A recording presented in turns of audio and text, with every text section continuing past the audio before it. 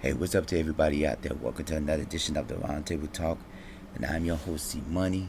And in today's episode, I want to stress on a topic that's been going around for a minute. A topic that's been heavy. Another interesting topic I want to talk about.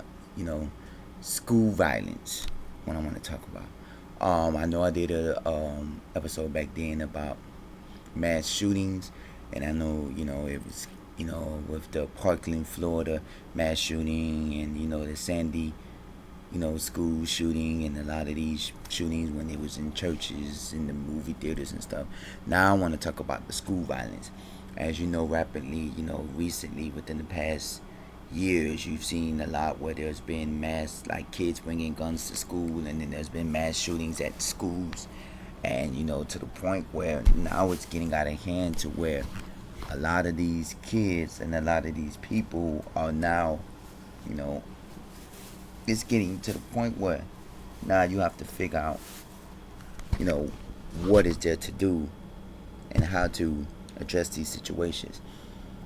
The thing about it is, with a lot of this, is that I believe a lot of these starts at home. Um, there's always going to be somebody who doesn't like anybody. Like they say, there's that saying, everybody's not for everybody, whether it's in relationships, whether friendships or whatever. Because I've lost a lot of friends to you know differences. Through differences we've had. I've lost relationships through differences we have, and I've lost you know family members. Where we don't talk as much because of differences and stuff like that. And it's like, when you get down to it, in school, most beefs end up in violence and fighting, and the result of that fighting ends up into gun violence. You know, this person get mad with this person, and then they call up their homies. Then their homies come, and one of them brings a gun, and then they start shooting and stuff. It's always, you see it in the movies, and you think, oh no, it don't happen in schools, but it happens in schools. Like the Parkland shooting. Now, I personally, I know there was a motive behind him shooting those kids or whatever. But I really don't know the motive. But I know now, he's been on trial and everything, and stuff like that. But my thing is about it is, there's a cause and an effect. Over the past couple of weeks, there's been fightings at schools down here in the Miami area, and just recently they had a fighting here at one of the high schools that's not too far from where I stay at, and it was like they were saying that the kids didn't. This is one of the worst fightings they've ever seen. Like, yeah, because when you do these fightings in schools, to me, fighting in school is not the parents' fault, because the parents can only raise the child for so much. Like, from what I'm saying is, once you walk outside your parents' door and into the general public, your parents cannot control what goes on outside their door. They can only help discipline you to make sure that it doesn't happen, what goes on outside the door. You can go outside your parents' door and say, I don't like this fool, I'm finna shank him, I'm finna hit him, I'm finna fight him, or this fool was sleeping with my girl, or I don't like him because he did this and did that. You can do that. Now, if it happens on school property, you can get suspended, you can get expelled, expulsion, whatever. But when it comes down to it, the parents can't control what their kids do at school. They can only come home and help to prevent that from happening, because you can only raise your kids so far. I've seen like these Madea videos and these movies, these stuff, and these shows where they say, I've raised my child not to be a bad person. I raised my child as a good person and all that. It's peer pressure. When your kids step outside their door, they go hang with the wrong crowd. Some kids go hang with the cool kids because they want to fit in with the cool kids. Some kids hang with the nerds because they want to be smart. Some kids hang with the popular kids and all that. Because it's all how you fit into it. And I look at it as if, even so, what kids react, because I hear a lot of people that say, well, discipline starts at home. Yes, discipline does start at home, But you have to also realize that parents can only do so much to their kids. You know, back in the day, it was at one point where um, you can whoop your child with a belt, and that's a form of discipline. Now you try to whip your child with a belt, that's a sense of child abuse. What we need to get back to is the old days when discipline was necessary and discipline wasn't considered child abuse. I'm not saying beat your child with an extension cord or hit him with an ironing board, or like Penny's mother did on Good Times and how she disciplined her child. That's just pure child abuse. But every now and then, whoop your child with a belt. Every now and then, get a switch and whoop your child with a switch, because a switch, you know, disciplines much worse than a belt. You know, every now and then, a child needs to be physically disciplined. Not in a way where I feel that it's child abuse, but I feel that we need to go back to the old time, because a lot of these kids today are getting off soft. You tell the kid, I'm taking away your TV for a week, or I'm taking away your cell phone, no phone call privileges. You know what they're going to do? They're going to go right to the school, get on the computer. You can go right to the library, get a library card, and get on the internet. And your child can say they was at the school till 5-6 o'clock in the evening, when they was probably hanging out with they homies and stuff, and probably at the library on the computer. So by you taking their home privileges away, they just gonna go somewhere else and find the privileges. You tell them to be home after school. They can come home 6 o'clock in the afternoon. School lets out at 3 o'clock, and they come home at 6 o'clock. You're grounded while you was there at school. Then, well, Mr. Johnson had me do some after school work, so I had to stay there and stuff. While all the while they was at their friend's house watching TV, playing video games. It's like the disciplining days are over. And then you talk about this timeout. There is no such thing as timeout. Timeout is nothing but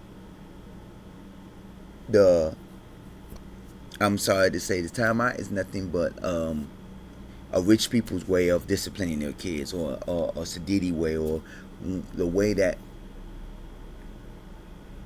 suburban people discipline their kids. Because as in the projects, in the ghetto, and the poor people, we discipline our kids differently. I used to get whoopings when I was young, and my whoopings, they made me into a decent person. A lot of kids, my brothers and sisters used to get whoopings and stuff, and it made them, and they used to, and my thing was, and another thing that I don't think need to come back, but I think the teachers are scared. I believe the teachers are scared, the faculties are scared, and everybody in these schools are scared.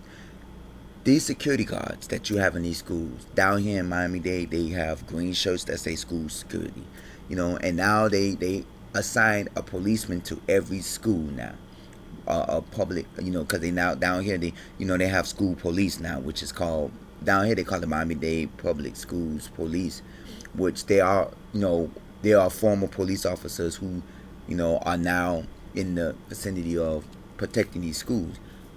They're not there. They can't protect the schools 100%. You have one police car, one policeman per school. And for that, they try to protect the school. And then when it gets more outrageous, then they call them back up for the county police, city police, whatever. And now it comes to the point where now you're thinking, what are we doing to protect our kids in school?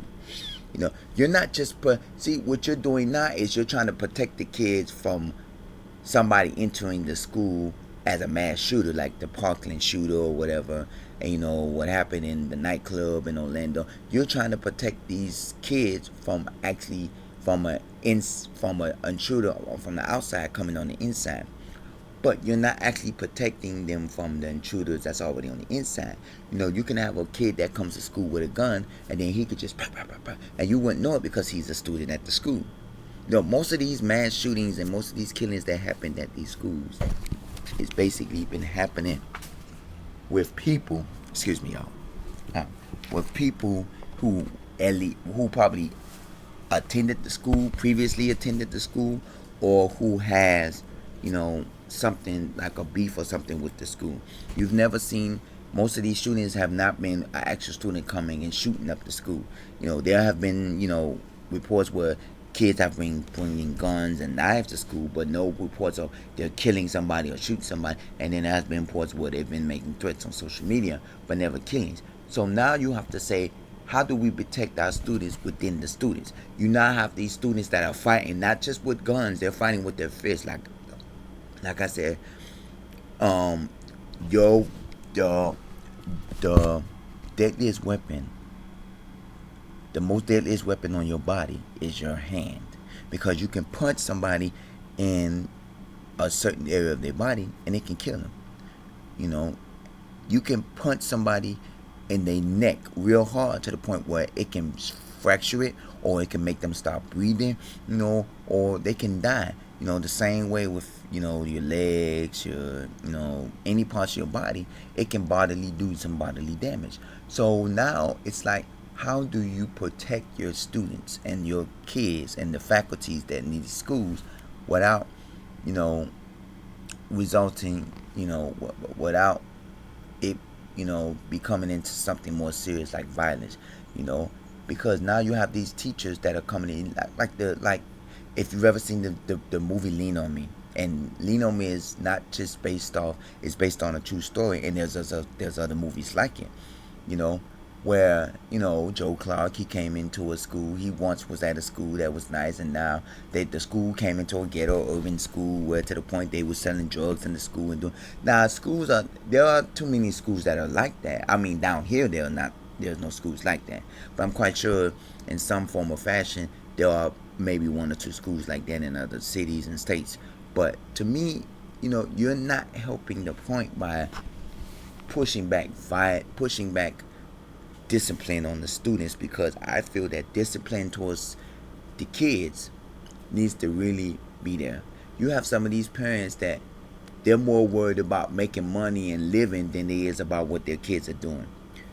I see these people that live in these urban projects and these, ghettos, and live in these Section 8 housings and stuff like that, and they're more worried about where my next meal gonna come from, or they worried about I need to come up with this paper, or they worried about the next trend fashion or something, more than why their kid is out at 12 o'clock midnight.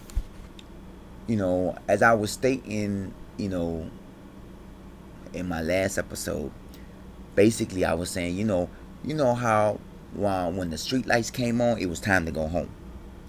When the sun come down, you better be somewhere on that porch or in that house, or something was going down you didn't like. So now you have kids coming out here that's out the street. School nights is from Monday through Thursday. Those are school nights. Those are nights where the next day you have to get up and go to school. No, school nights is Sunday through Thursdays. My bad, because I forgot Sunday. And those are the nights where the next morning you got to get up and go to school. You get kids curfew used to be 8, 9 o'clock in the night. Now you have kids coming in 2, 3 o'clock in the morning for school. The only reason why I stayed out that late is because when I was in high school, I used to work. I worked at a grocery store, and sometimes I used to get in at 12, 1 o'clock in the morning from work, and then I had to be, I get off at 10:30. I used to get off at 10:30 at night, and meaning that my mom was a single parent and she didn't drive, I had to take the bus home. And for me, public transportation isn't what like how it used to be now. And then back then, you didn't have Lyft and Uber where you could just, I can just call me around and I'll be home in 30 minutes. You had it to the point where I had to take 2 buses to get home. I didn't get home till like 12, 1 o'clock in the morning, sometimes 2 in the morning. Then I had to be up at 5 o'clock in the morning for school. It's not like how,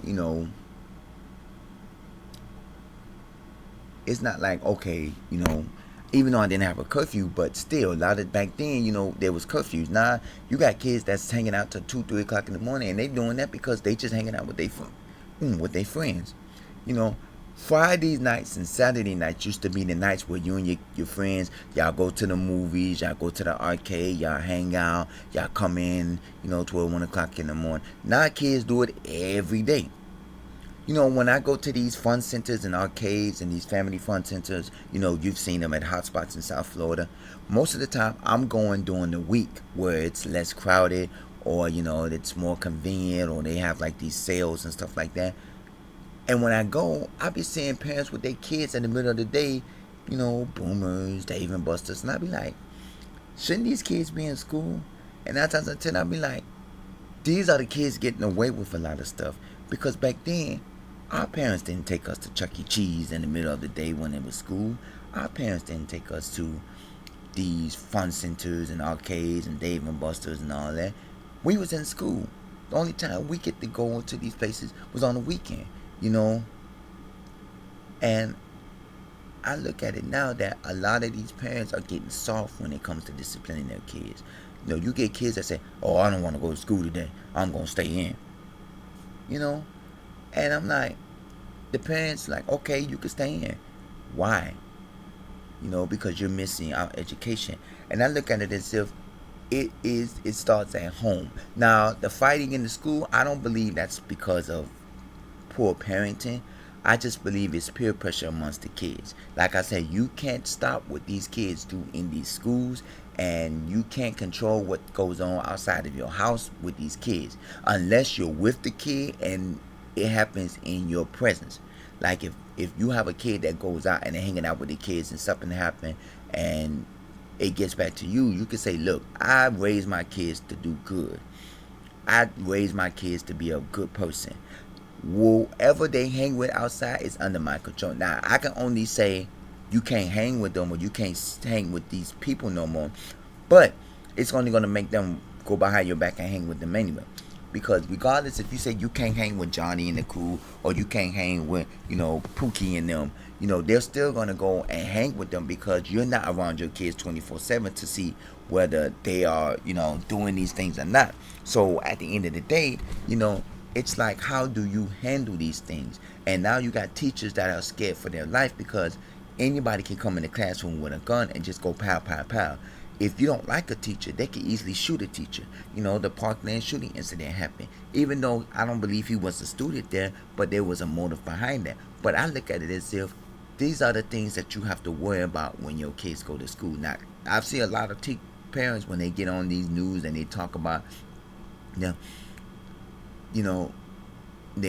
talk about this has to stop. And I say, yeah, it does have to stop, because it's not just the outsiders coming in killing people. Because majority of the times, like I said earlier in the episode, majority of the times when you have these mass shootings or you have people coming into these schools killing, it's normally an outsider from the inside. It's normally an outsider, like somebody who probably graduated, who's an adult, or somebody who's crazy in the mind. They just happen to go to a school that they feel was right and coming in just go pow, pow, pow. You never see an insider that actually goes to that school on a mass shooting. I mean, I'm quite sure that has happened, but you haven't seen it. So for me, it's like, what do you think about these things when it comes to it? And, how do we control it? Because the parents can't control what happens into schools. They can only contribute to helping. Because, like, say if instance your kid was fighting in school, and then your kid comes home and gets suspended, what you gonna tell them? Oh, I'm gonna take away all your stuff and suspend you. I'm gonna take away all your stuff. You can't eat. Not eat. You can't watch TV. You can't play video games. You whatever. You're grounded, which is understandable. But is that really gonna teach your kid from stop fighting? No, because once they go back into the public world, they're probably gonna get into another fight. These discipline actions that they have for now, there is really no good discipline action to keep kids from doing what they're doing. Unless you're going to whoop your child every time they do something wrong, you can't discipline your child to stop them from doing what they're doing. Taking away the child's TV is not going to stop them from doing what they're doing. Taking away your child's cell phone, because what can a child do in their room without a TV? A lot. If you take away their cell phones, their TVs, and their computers, that's not going to do nothing for them. Because afterwards, they're still going to go out and do the same thing, because it's probably, they're going to get mad at you and say, oh my God, I can't talk to my friends, I hate you. But then again, there's ways where if say for instance, if you ground them for doing something bad, and they still get up and got to go to school, all they're going to do is find other things to do at school to occupy their time until they get home. Say for instance, if school get out at 3 o'clock, then your child doesn't come home to 6 o'clock. And then you wonder why your child's gonna say, "Oh, Mrs. Johnson had me stay late because I had to do some work for Miss Johnson." But all the while they was at their friend's house watching TV, playing video games, whatever. But you're gonna believe what they're saying. But this is your form of discipline where you're grounding them at home, but in the outside world they're not really grounded because you have everything out there that you're taking away from your kids. If your kid doesn't have a cell phone, they're gonna talk to whoever their friends is through other friends' cell phones. If your child doesn't have a TV, they're gonna go and watch TV at somebody else's house. If your child doesn't use the computer, they're gonna go to the library to use the computer, and they're gonna say, "Oh, I had to do homework and I needed some research. So I had to go get on the computer at the library." I saw an episode of Blackish. That was, the TV show that used to come on ABC, starring Anthony Anderson, and Tracy Ellis Ross, where they took away their kids, internet time and phone time from them. And there was a episode where one of the kids say, "If you take away everything we got, we're just gonna find other ways to do it." And it's true. You take away a child's TV, they got TVs at school. You take away a child's cell phone, they can go to school and use their friends' cell phones. You take away a child's, computer privileges, you can go to the library at the school, or you can go to the library, public library, and get on the net. It's these things that are not being controlled, that these kids can do other things without beyond your beliefs. And that's the one thing I wanted to say, like, how can you control what goes on in school when you can't control what goes on in your house? A lot of these people come out here, "Oh, these kids fighting in these schools because they get poor discipline at home and there's poor parenting at home." It's not poor parenting. To me, what it is that the parents can't control their kids because you can't do nothing to your kids, or otherwise it's child abuse. You can't whoop your kids because it's considered child abuse. You can't punish your kids in certain ways because it's considered bad parenting and child abuse and all that. Back in the days, my mom and my dad, well, my mom, mainly my mom, when my parents, they used to discipline us by whooping us. And they made a statement. Now you whoop your kid, "I'm going to call child services." "Oh, you're not supposed to whoop your child and discipline." Back then, in schools, they used to have where the principal used to whoop you with a paddle. I've never gotten that, even though it wasn't, when I was in elementary school, they did have the paddling, but I never got to the point where I got paddled. But I think that's what needs to come back into the schools, a light discipline for kids. Getting a detention is not discipline for students, because what is this? What is detention? Staying after school with other kids that did the same thing or did something similar to what you did to get you in detention. And all it is for you. And detention, the only thing detention is staying after school an hour or two later than you would hanging out with people who just as bad as you. It's like jail for school. And what y'all do in detention? You may tell them they can't talk, or they got to do their homework or stuff like that. But all it is just jail for school, and the kids talking now. And my thing is, how do you stop these violence and these fightings in these schools? First of all, they need to amp up more security measures in these schools. To me, that's what I think, because you don't have too much security measures in these schools for these students. And it's hard for these students to actually do anything when you got too much gun violence and fighting. I want to know what you think about this. Email me, roundtable00@yahoo.com. Don't forget to comment at the bottom of this page, because this is an ongoing situation where if you can't control the fighting in the school, how you think the parents is going to control the discipline of their kids at home? Because they can't discipline their kids at home because it's considered child abuse. And the kids go out into the public world and do what they want to do because the parents can't do what they want to do at home. Do you think that this is a good idea? Do you think this is a bad idea? Do you think that we need to bring back child disciplinary action at home, or do you think we don't need to bring it back? Well, to the former sense, yes and no. I think we do need to bring back discipline in the home to an extent to where, yes, you can whoop your child with a belt, take a little drastic measure to make sure that your child won't do whatever they want to do. But I'm not saying do it like Petey's mother on good times and do it with a ironing board or iron or something like that. Beat your child since they know whether they both know, but just discipline your child to where it gets in their mind where, don't hit them, whoop them, get back to the old time of discipline so that these kids can learn that don't go out to the public world and do these things. But hey, you have it to where that's considered child abuse. And I feel as if it's bad that we have to go to take drastic measures and doing things that is not what we intended, because this is just getting out of hand where a lot of these kids are fighting in schools, and they need to come with these meetings to how to control these fightings in these schools, and also they need to have meetings on how can we get the students to now, to the point where we can stop these violence, because fighting in school is going to lead to a more severe violence.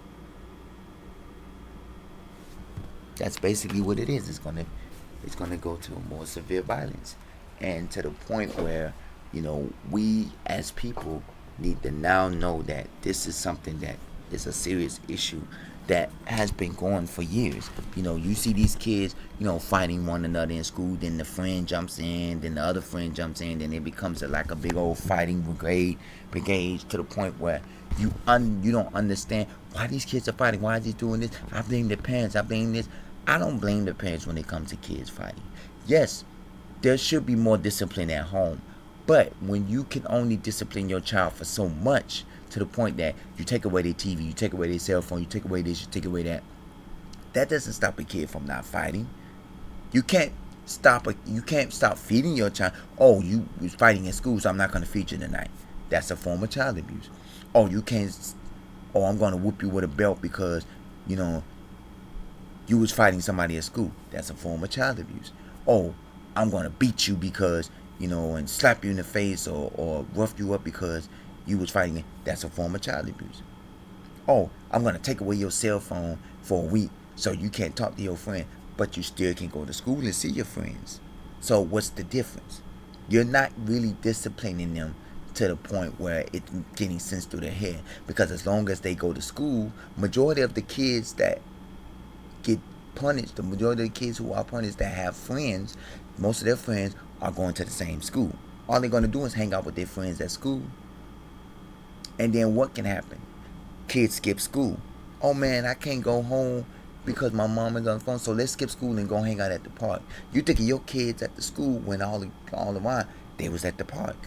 You think your kids learning the ABCs, 1, 2, 3s, and fractions and decimals and all of this stuff, you think they're learning at school? Walter room, they hanging out at Pookie's house, and you're not looking at the big picture that what happens outside of the home, it doesn't reflect the home itself. It reflects that there's pressure out there. The government is making these families not tough enough to where I can discipline my kid the way I want to straighten them out. Okay, let me give you an example. Your kid goes fighting. It's 5 people in school and they fighting. Your kid comes home to get expelled. Mrs. Robinson, your kid was fighting in school, so we're gonna suspend. You have to do something about it. Okay, I'm gonna go home and I'm gonna tell you you're not gonna have TV for a week. I'm taking away your TV privileges. I'm taking away your computer privileges, and I'm taking away your cell phone privileges. Okay, fine. When I leave school, I'm just gonna go hang out at Barney's place for 30 minutes and watch TV, or I don't have to need a cell phone to talk to my friends because I see them in school tomorrow. Or I can just go to the library at school and get on the computer there. Or when I leave the school, there's a library down the street. I can go to the public library and get on the computer. I don't have to watch TV, and I can watch whatever I want to watch, because now you have it. Well, now there are a lot of these streaming apps where you can stream some of your favorite shows on these apps. Paramount Plus, Netflix, Peacock, a lot of these streaming, Hulu, a lot of these streaming apps where, I can watch my favorite show online. I can go to school, get online and watch my favorite show. And to the point where now it's getting to the point where you don't know what your kids are doing when they're leaving your house. They can say they're at school and they can go in and check in at school. but then they can leave and go somewhere else, to the point where, and then when it goes on the violence at school, they all bring it back to, oh, it's the parents' fault. No, it's not the parents' fault. Because the parents can't discipline their kids the way they want to discipline their kids, and the parents can't do it the way they want to do their kids. Now, my question is to y'all, the general public: how do you feel about violence in school? Do you think the violence in school has gotten out of hand?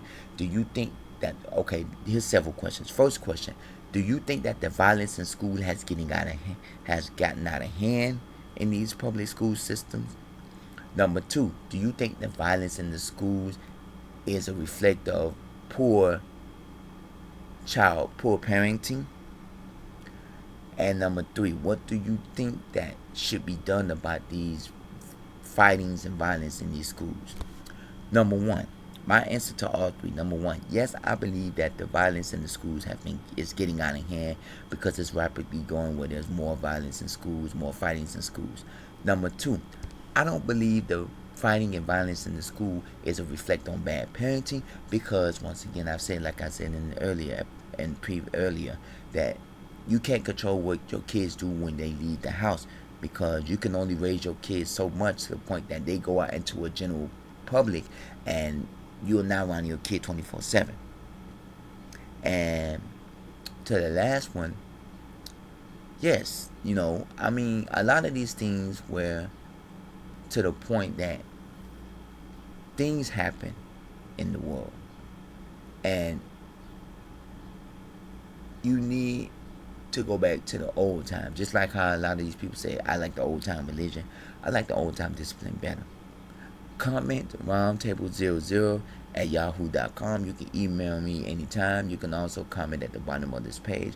I want to know how y'all feel about this situation, about this topic, because this is ongoing throughout schools across America, not just down here in South Florida. What do you feel about violence and fightings in school? What do you feel about it?